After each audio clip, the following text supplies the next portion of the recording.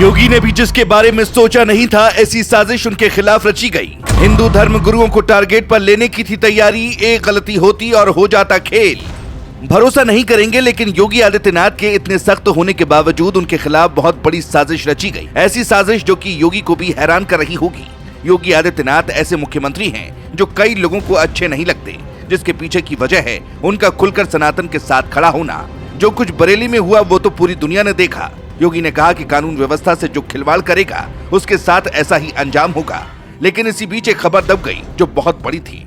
यकीन मानिए, इस खबर को सुनने के बाद आप कहेंगे कि योगी जो कर रहे हैं अच्छा कर रहे हैं। आपने एक खबर सुनी होगी कि Uttar Pradesh anti terrorist squad यानी एटीएस ने यूपी में मुजाहिदीन आर्मी तैयार कर रहे आरोपी मास्टरमाइंड मोहम्मद रजा को केरल के मल्लेपुरम से गिरफ्तार किया है।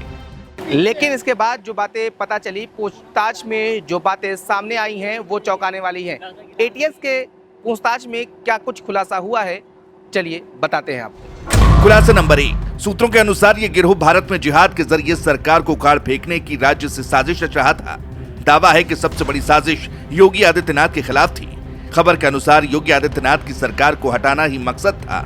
पूछताछ में जो बात पता चली, जो जानकारी एटीएस की तरफ से दी गई, उसके मुताबिक गिरोह की योजना के तहत हिंदू धर्म गुरुओं को निशाना बनाकर हिंसा फैलाई जानी थी ताकि देश में अशांति का माहौल बने। एटीएस ने कहा कि यह गिरोह लोकतांत्रिक सरकार को उखाड़ फेंकने की साजिश रच रहा था।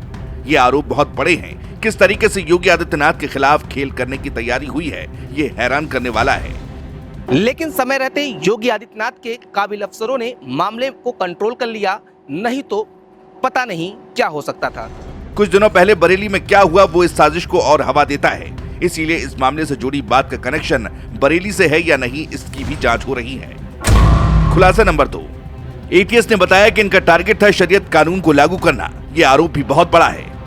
मिल रही जानकारी के अनुसार गिरफ्तार आरोपियों के खिलाफ यूएपीए, आईपीसी की विभिन्न धाराओं और अन्य कानूनों के तहत मामला दर्ज किया गया है। एटीएस के मुताबिक गिरोह प्रमुख हिंदू धार्मिक गुरुओं को अपने निशाने पर लेने की योजना बना रहा था।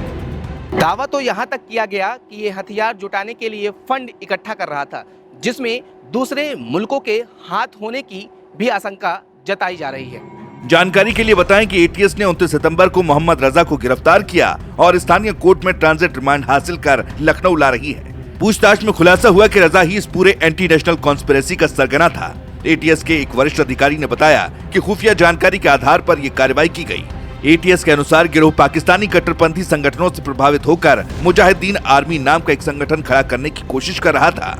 इनका मकसद असलों के दम पर शरिया आधारित सरकार कायम करना था। एटीएस के अनुसार ये सोशल मीडिया ग्रुप्स के जरिए युवाओं को भर्ती कर रहे थे और मीटिंग्स आयोजित कर रहे थे। सारे दावे चौंकाने वाले हैं और इनकी पड़ताल की जा रही है। लेकिन सबसे बड़ी बात जो सामने आई है वो यही है कि योगी आदित्यनाथ की सरकार को हिलाने की तैयारी थी, जो कि अपने आप में हैरान करने वाली बात है। योगी आदित्यनाथ खुलकर सनातन का प्रचार करते हैं, अपने लोगों के साथ खड़े होते हैं और यही बात कुछ लोगों को अच्छी नहीं लगती, मगर यही उनकी सबसे बड़ी भूल है। योगी की पुलिस के पंजे से कहां बच पाता है। जो भी साजिश रचेगा उसका अंजाम जो होता है दुनिया देखती है। ब्यूरो रिपोर्ट, ना उत्तर प्रदेश।